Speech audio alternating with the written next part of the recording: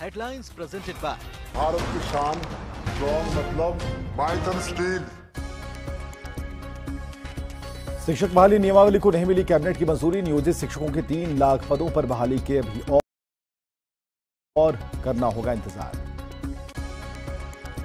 MLC पद से इस्तीफा देने के बाद नीतीश कुमार ने कमला खान नीतीश जी को कुर्सी भारत मैंने जमीर बेचकर अमीर बनने की कोशिश नहीं की।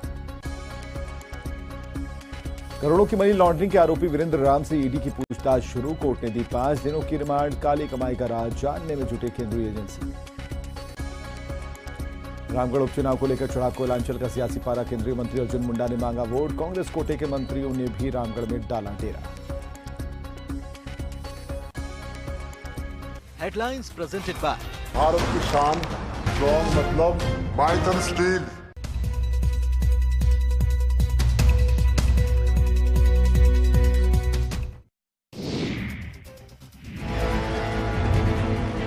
गया के गांधी मैदान में होमगार्ड की बहाली की प्रक्रिया शुरू हो गई है। 12 सालों के बाद होने वाली बहाली की प्रक्रिया करीब 17 से 18 दिन तक चलेगी। इससे पहले 2011 में होमगार्ड की बहाली के लिए 31,000 अभ्यर्थियों ने फॉर्म भरा था, जिसमें से 229 लोगों को चयनित किया जाना था, लेकिन इस बार सीट बढ़ाकर 629 कर दिया गया है। इस बार खास बात यह है कि अभ्यर्थियों की उम्र सीमा 40 से बढ़ाकर 50 वर्ष तक हो चुकी है।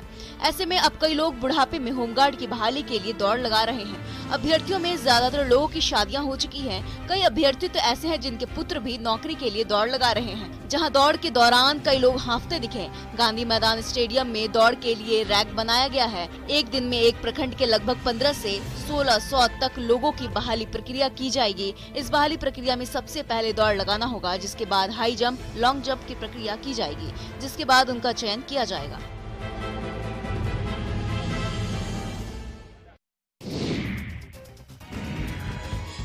जामताड़ा के वीरगांव के लोग आज भी बरबेदिया घाट से धनबाद के निरसा को जोड़ने वाले बराकर नदी पर पुल बनने की आस लगाए बैठे हैं। 24 फरवरी 2022 की शाम यहीं पर नाव दुर्घटनाग्रस्त होने से 14 लोगों की जान चली गई थी। हादसे के 1 साल बाद भी न तो हादसों के पीड़ित लोगों को समुचित मुआवजा का लाभ मिला है और न ही यहाँ पर पुल बना। आलम यह है कि लोग अब भी जान जोखिम में डालकर नाव की सवारी कर रहे हैं। 2022 के दुखद घटना के बाद मुख्यमंत्री ने विधानसभा में घटना पर शोक जताते हुए बरबेदिया पुल निर्माण किए जाने की घोषणा की थी, लेकिन 1 साल बीत जाने के बाद भी उस दिशा में कोई पहल नहीं हुई। हालांकि इसके लिए स्थानीय पुल निर्माण संघर्ष समिति लगातार आंदोलन कर रही है। बता दें कि धनबाद के बारबेदिया और जामताड़ा के बिरगांव घाट के बीच तत्कालीन मुख्यमंत्री मधु कोड़ा ने 2007-8 के बीच पुल निर्माण का शिलान्यास किया था, लेकिन 2009 में तेज बारिश के कारण निर्माणाधीन पुल के कुछ पिलर ध्वस्त हो गए। उसके बाद से ही पुल का निर्माण ठप है।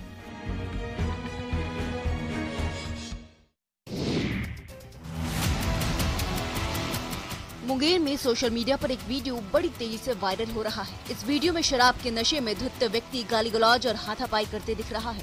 यही नहीं, नशे में धुत व्यक्ति हाथ में धारदार हथियार लेकर कई लोगों को धमका रहा है। साथ ही दुकानों और घरों के दरवाजे भी पीटते हुए देखा जा सकता है। वायरल वीडियो संग्रामपुर थाना क्षेत्र के दीदारगंज पंचायत के सनहौली गंगा का बताया जा रहा है और इस शख्स का नाम पलटू। स्थानीय दुकानदार सुनीता देवी के दुकान से सिगरेट पीने के बाद महिला दुकानदार से उलझ पड़ा और गाली गलौज करने लगा। जब लोगों ने समझाने की कोशिश की तो हाथापाई और मारपीट पर उतारू हो गया। वहीं जब इस बात की सूचना पर संग्रामपुर पुलिस पहुंची तो पलटू मंडल वहां से थाने में आवेदन देकर न्याय की गुहार लगाई है। पीड़िता का आरोप है कि पलटू पहले भी दुकान का ताला तोड़कर करीब 25,000 के सामान की लूट कर चुका है। फिलहाल पुलिस जांच कर कार्रवाई में जुटी है।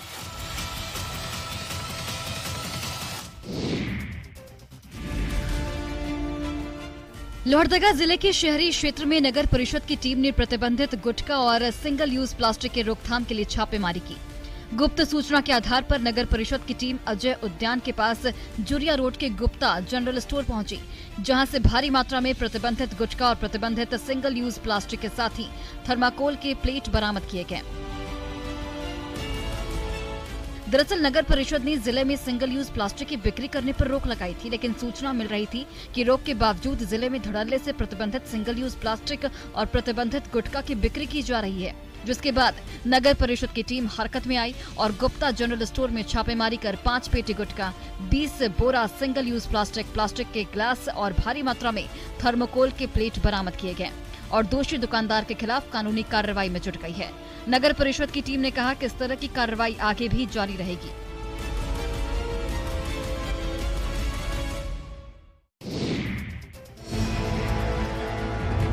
जमशेदपुर के सिद्धगोड़ा प्रोफेशनल कॉलेज का भवन खंडहर बनता जा रहा है। साल 2017 में रघुवर सरकार से प्रोफेशनल कॉलेज की योजना को मंजूरी मिली थी और 20 करोड़ की लागत से साल 2020 में ही भवन बनकर तैयार हो गया, लेकिन आज तक कॉलेज शुरू नहीं हो पाया है। बिल्डिंग की दीवारों में दरार आ रही है तो कहीं दीवारों के प्लास्टर तक गिरने लगे हैं।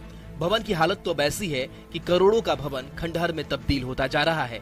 कुल मिलाकर जिस इंजीनियरिंग कॉलेज में एक साल में 100 छात्रों को इंजीनियर बनाने का लक्ष्य रखा गया था, आज वहां सैकड़ों सहरीले सांप बिच्छू पल रहे हैं। प्रोफेशनल कॉलेज भवन के आसपास के लोग बताते हैं कि जब कॉलेज बनाने की घोषणा हुई थी तो लोगों को बड़ी ही उम्मीद हुई कि वहां के युवा इंजीनियरिंग की पढ़ाई कर सकेंगे, लेकिन जैसे ही सरकार बदली कॉलेज खंडहर में बदल गया।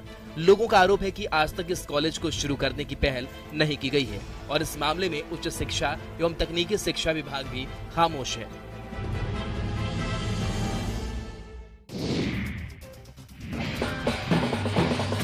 नवादा जिले में जिला स्तरीय विद्यालय खेल प्रतियोगिता की शुरुआत की गई। जिले के हरिश्चंद्र स्टेडियम में इस प्रतियोगिता का आयोजन किया गया। जिलाधिकारी उदिता सिंह ने खेल प्रतियोगिता का उद्घाटन किया। 24 फरवरी को शुरू हुई ये प्रतियोगिता 26 फरवरी तक चलेगी, जिसमें जिले भर के 14 प्रखंड के कई विद्यालय के छात्र छात्राएं हिस्सा ले रहे हैं। 2 दिनों तक चलने वाली इस खेल प्रतियोगिता का नाम दक्ष प्रतियोगिता रखा गया है।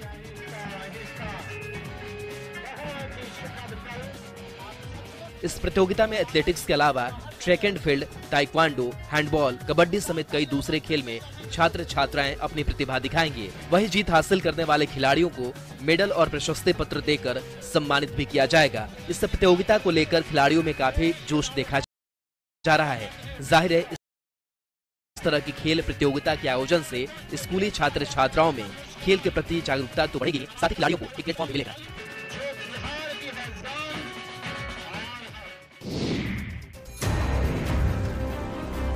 कटिहार में कई इलाकों में गंगा और महानंदा नदी एक बार फिर कहर बरपा रही है। अहमदाबाद प्रखंड के यूसुफ टोला, खट्टी, भवानीपुर, बावला बन्ना और चौकिया पहाड़पुर जैसे इलाके पूरी तरह कटाव की जद में हैं, जिससे लोग घर छोड़कर पलायन को मजबूर हैं। हालांकि अहमदाबाद प्रखंड रेड जोन माना जाता है।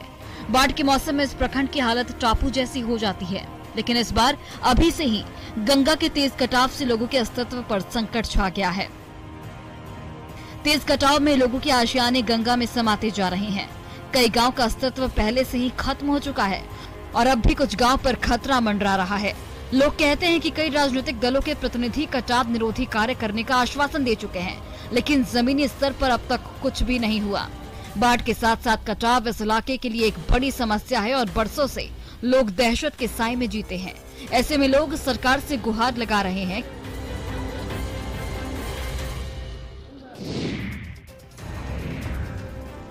बोकारो में निजी विद्यालयों की मनमानी चरम पर है, जहां स्कूल फीस के नाम पर मोटी रकम तो वसूला ही जाता है और किसी वजह से कोई फीस जमा करने में देरी होती है तो स्कूल से निकाल दिया जाता है। ऐसा ही एक मामला चीराचास स्थित पांडा इंटरनेशनल स्कूल से सामने आया है, जहां 8वीं में पढ़ने वाले छात्र को फीस नहीं जमा करने के कारण स्कूल ने परीक्षा देने से रोक दिया। इसके बाद जब छात्र के पिता ने कर्ज लेकर फीस जमा की तो छात्र को स्कूल में परीक्षा देने की तो बात छोड़ दें, स्कूल में घुसने तक नहीं दिया गया।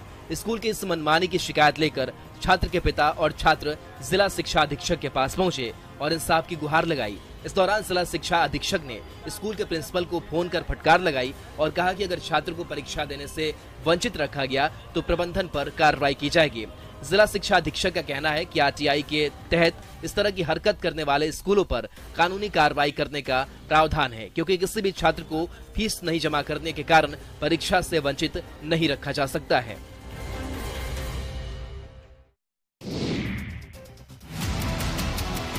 पटना जंक्शन के पास से पुलिस ने 5 लुटेरी महिलाओं और 2 पुरुष को गिरफ्तार किया है। दरअसल कोतवाली पुलिस को लगातार सूचना मिल रही थी कि पटना जंक्शन के पास यात्रियों के साथ लूटपाट की घटना को अंजाम दिया जा रहा है और एक बड़ा गिरोह इस घटना को अंजाम दे रहा है, जिसके बाद पुलिस ने जंक्शन के पास लगे सीसीटीवी कैमरे के फुटेज को बारीकी से खंगाला और उसी के आधार पर लुटेरी गैंग की 5 महिला सदस्य को गिरफ्तार किया है। गिरफ्तार सभी महिलाएं उत्तर प्रदेश की रहने वाली हैं, जबकि पकड़े गए 2 पुरुष लुटेरे पटना के हैं, जो कि लूटपाट में इन महिलाओं का साथ देते थे। पूछताछ में महिलाओं ने गिरोह की बात स्वीकार कर ली है। लूटपाट को अंजाम देने वाली लुटेरी गैंग की इन महिलाओं के पास से चाकू, ब्लेड और लूटे गए मोबाइल भी बरामद किए गए हैं। फिलहाल सभी को कोतवाली पुलिस अब जेल भेजने की तैयारी में है। ये महिलाएं यात्रियों से चेन, मोबाइल और पर्स लूटती थीं और लोगों को शक न हो इसके लिए हमेशा ये सभी गोद में बच्चे लेकर जंक्शन के पास घूमती थीं।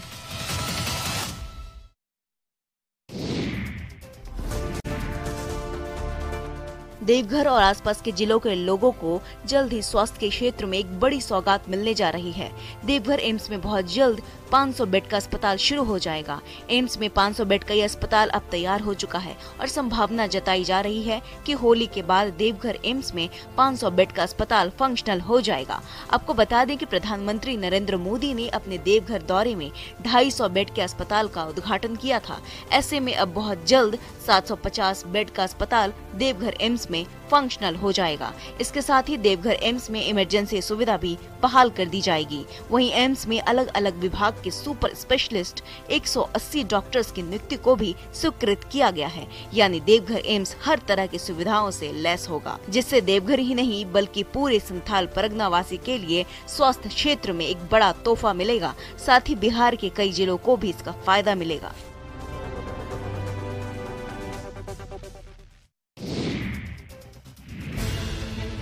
झारखंड में लव जिहाद के मामले थमने का नाम नहीं ले रहे हैं। ताजा मामला जमशेदपुर से सामने आया है, जहां कदमा थाना क्षेत्र के धदकीडीह के रहने वाले शब्बीर खान पर एक नाबालिग को बहला फुसलाकर जबरन धर्म परिवर्तन कर शादी करने का दबाव बनाने का मामला सामने आया है। बताया जा रहा है कि शब्बीर ने पहले तो समीर बनकर नाबालिग को अपने प्यार के जाल में फंसाया, शादी करने का झांसा दिया। बाद में खुद को शब्बीर बताते हुए नाबालिग पर धर्म परिवर्तन कर शादी करने का दबाव बनाने लगा। वहीं शब्बीर ने पीड़िता को उसकी बात नहीं मानने पर अश्लील फोटो वायरल करने की धमकी देने लगा। इधर जब पीड़िता को समीर के शब्बीर होने की खबर मिली, पीड़िता कदवा थाना पहुंची और शब्बीर के खिलाफ दुष्कर्म और जान से मारने की धमकी देने का आरोप लगाते हुए मामला दर्ज कराया है। इधर इस मामले की जानकारी मिलने के बाद हिंदू जागरण मंच के कार्यकर्ता थाने पहुंचे और जमकर हंगामा किया।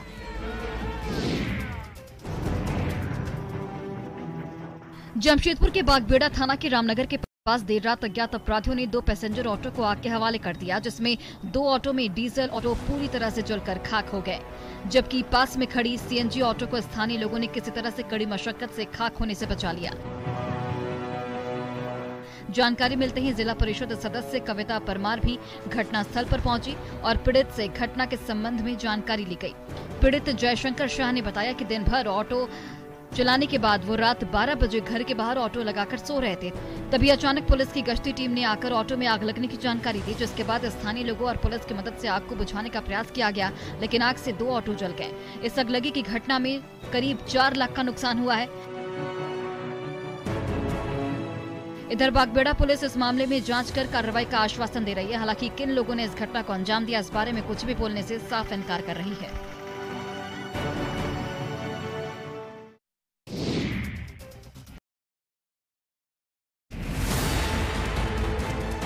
बिहार सरकार की जमीन पर अतिक्रमण कर बनाए गए मंदिर को तोड़ने के लिए पहुंची प्रशासन को लोगों के भारी विरोध का सामना करना पड़ा। दरअसल वैशाली के भगवानपुर थाना क्षेत्र के रहसा पूर्वी गांव में रास्ते पर बने मंदिर को प्रशासन की टीम हटाने पहुंची थी, लेकिन वहां लोगों की भीड़ इकट्ठा हो गई और विरोध शुरू हो गया।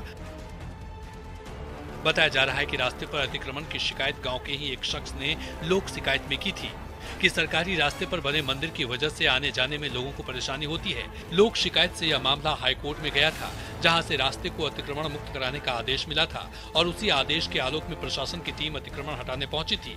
लेकिन प्रशासन की टीम उस समय परेशानी में पड़ गई जब मंदिर से मूर्ति हटाने को कोई तैयार नहीं हुआ। आखिरकार प्रशासन की टीम ने पंडित जी को बुलाया और मंदिर में स्थापित भगवान को पुलिस ने मंदिर से हटाया और फिर कड़ी मशक्कत के बाद गौरौल सीओ और बीडीओ ने भारी पुलिस बल की मौजूदगी में रास्ते को अतिक्रमण मुक्त कराया।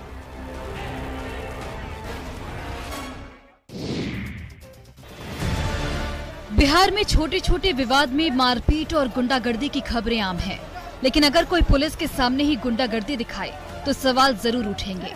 सहरसा के महावीर चौक पर भी कुछ ऐसा ही हुआ, जहां एक ज्वेलर्स के दुकानदार की बेटी ने पुलिस के सामने ही एक मेडिकल रिप्रेजेंटेटिव के साथ मारपीट की।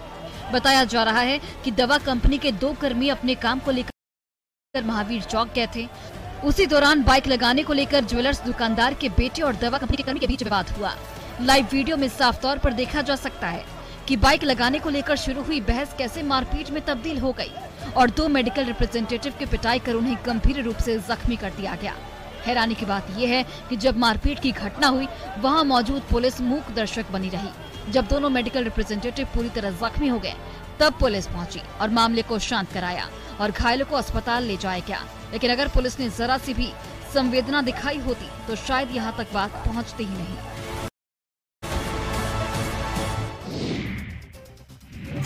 गिरिडीह जिले का पारसात पहाड़, जिसे आदिवासी संथाल समाज मरांग बुरु मानते हैं। मरांग बुरु यानी कि बड़ा पहाड़ या बड़ा देवता। आदिवासी संथाल समाज ने पहाड़ मरांग बुरु की पूजा आदिवासी परंपरा के अनुसार की।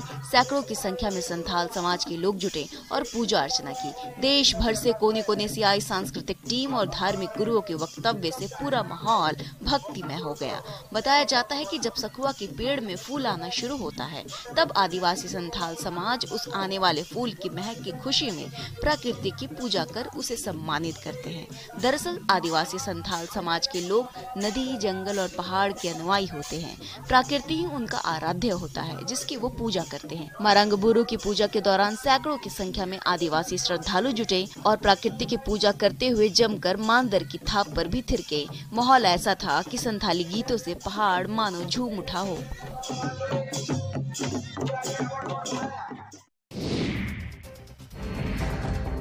झारखंड में सरकारी विभाग भगवान भरोसे है और शायद इसलिए पदाधिकारी मौज काटते हैं। पलामू में एक ऐसे पदाधिकारी हैं जो पिछले कई महीनों से गायब है, लेकिन वेतन जरूर उठा रहे हैं। अगर नहीं हो रहा तो वो है जनता का भला। जी हां, जिले में पदस्थापित बंदोबस्त पदाधिकारी अनिल कुमार कई महीने से फरार हैं, जिसकी वजह से विभाग का कोई भी काम नहीं हो रहा। दरअसल बंदोबस्त पदाधिकारी अनिल कुमार का नाम शिक्षा विभाग में हुई अवैध नियुक्ति की फाइल गायब करने के मामले में सामने आया था। 2014 का यह मामला तब उनके लिए परेशानी का सबब बन गया था, जब 22 नवंबर 2022 को साहिबगंज कोर्ट से उनके खिलाफ वारंट जारी हुआ था, जिसके बाद से वे फरार चल रहे हैं। उनके कार्यालय में रोजाना सैकड़ों की संख्या में ग्रामीण पहुंचते हैं, लेकिन बंदोबस्त पदाधिकारी के नहीं रहने से वे वापस लौट जाते हैं। हैरानी की बात तो ये है कि 3 महीने झारखंड प्रशासनिक सेवा के इस अधिकारी की प्रोन्नति भारतीय प्रशासनिक सेवा में हो चुकी है और जुड़वावारी ओपी की पुलिस गिरफ्तारी वारंट लेकर उन्हें खोज रही है।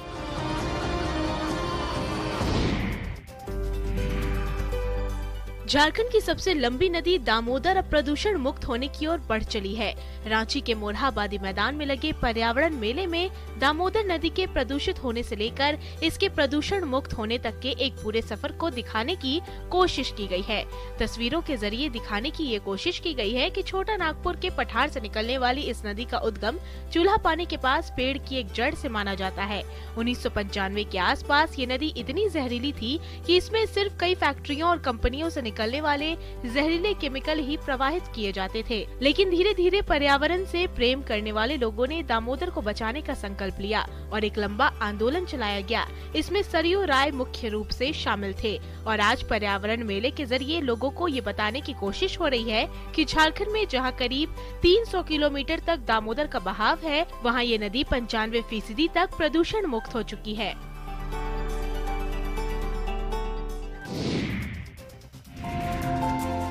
गढ़वा जिले में 2 जगहों पर प्रेमी युगल के पकड़े जाने के बाद ग्रामीणों ने पंचायत बुलाकर दोनों प्रेमी जोड़ों की शादी करा दी। पहली घटना धुरकी थाना क्षेत्र के टाटीदिरी पंचायत के मिर्चैया गांव की है, जहां गोविंद कोरवा अपनी प्रेमिका रूबी कुमारी से मिलने उसके घर पहुंचा था। इसी दौरान लड़की के परिजनों ने दोनों को एक साथ पकड़ लिया, जिसके बाद पंचायत बुलाई गई और पंचायत में दोनों की शादी का फैसला किया गया और रूबी कुमारी और गोविंद की शादी मंदिर में गाजे बाजे के साथ धूमधाम से कराई गई।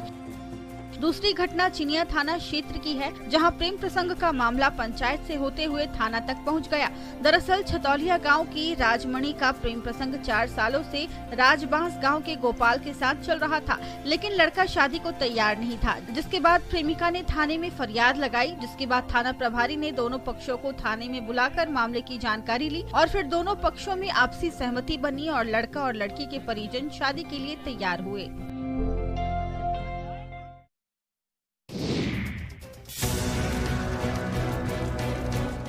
नालंदा जिले के अंतर्राष्ट्रीय पर्यटन स्थल राजगीर और बिहार शरीफ के अलावा इस्लामपुर प्रखंड में भी एक ऐतिहासिक पहाड़ है, जहां का इतिहास काफी पुराना है। हालांकि ये पहाड़ आज भी आसपास के गांवों को छोड़कर जिले के लोगों की नजरों से ओझल है। इस पहाड़ पर 10 फीट की एक गुफा है। कहा जाता है कि इस गुफा में एक साधु संत रहा करते थे और इससे जुड़ी कई बातें भी हैं। लेकिन इस गुफा से जुड़ी कई बातें अब धीरे धीरे लोग भूलते जा रहे हैं। इधर स्थानीय ग्रामीणों ने सरकार से मांग की है कि इस पहाड़ के बारे में भी लोगों को बताया जाए। अगर लोगों तक ये जानकारी पहुंचेगी कि नालंदा के इस्लामपुर प्रखंड में एक ऐसा पहाड़ है जहां की गुफा कई राज समेटे है, जहां का इतिहास कई सालों पुराना है, ऐसे में राजगीर आने वाले लोग इस पहाड़ पर भी आएंगे और इस पहाड़ पर भी पर्यटन के क्षेत्र में विकास होगा, जिससे यहाँ के लोगों को रोजगार भी मिलेगा।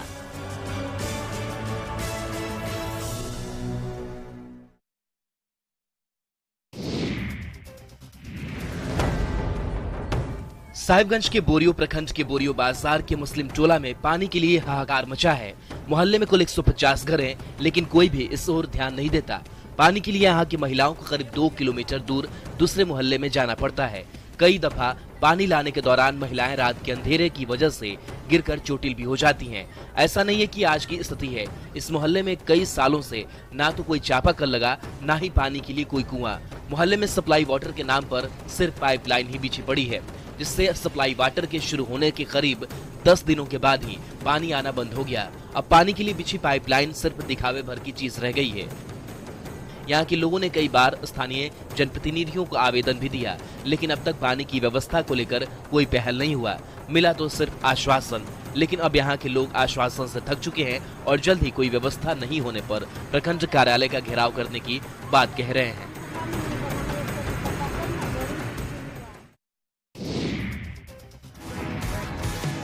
पटना के ज्ञान भवन में होली मेले का आयोजन किया गया है। बिहार महिला उद्योग संघ की तरफ से आयोजित ये मेला 23 फरवरी से 27 फरवरी तक पटना के ज्ञान भवन में चलेगा। 5 दिवसीय इस मेले में 200 से ज्यादा महिला उद्यमी भाग ले रही हैं। मेले में हस्तशिल्प, अचार, पापड़ के अलावा खाने की दूसरी चीजों को रखा गया है। यही नहीं, मेले में आधुनिक परिधानों, आभूषण के साथ ही दूसरे साज सज्जा के सामान भी खरीदारी के लिए रखा गया है। शुरू में बिहार महिला उद्योग संघ ने 140 स्टॉल का लक्ष्य रखा था, लेकिन स्टॉल की संख्या बढ़कर 200 के पार हो गई। बिहार महिला उद्योग संघ ने आर्थिक रूप से कमजोर लोगों को निःशुल्क स्टॉल उपलब्ध कराया है। होली से पहले शुरू हुए इस मेले में लोग खूब खरीदारी के लिए पहुंच रहे हैं। अच्छे रिस्पॉन्स से महिला उद्यमी भी खुश हैं। आपको बता दें कि बिहार महिला उद्योग संघ साल में 2 बार ऐसे मेले का आयोजन करता है, जिसमें नाबार्ड, महिला एवं बाल विकास निगम और वस्त्र मंत्रालय, भारत सरकार का भी सहयोग मिलता है।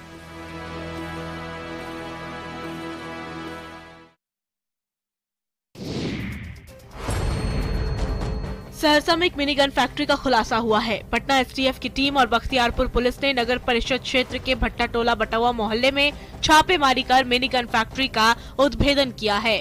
छापेमारी के दौरान एसटीएफ की टीम ने हथियार भी बरामद किए हैं और हथियार बनाने में इस्तेमाल किए जाने वाले ड्रिल मशीन सहित कई अन्य उपकरण भी बरामद किए हैं। वहीं मिनी गन फैक्ट्री संचालन करने के आरोप में महबूब आलम और उसके 3 अन्य साथियों को एसटीएफ की टीम ने गिरफ्तार किया है। बताया जा रहा है कि भट्टा टोला बटवा मोहल्ले में महबूब आलम के घर के अंदर बने एक तहखाने में इस अवैध मिनी गन फैक्ट्री को चलाया जा रहा था, जिसकी भनक एसटीएफ की टीम को लग गई। जिसके बाद शुक्रवार के अहले सुबह बख्तियारपुर पुलिस के साथ एसटीएफ की टीम भट्टा टोला बटवा मोहल्ला पहुंची और छापेमारी कर मिनी गन फैक्ट्री चलाने वाले महबूब आलम को गिरफ्तार किया। वहीं महबूब आलम के जो 3 साथी गिरफ्तार किए गए हैं वो हथियार बनाने वाले कारीगर बताए जाते हैं, जो मुंगेर के ही रहने वाले हैं।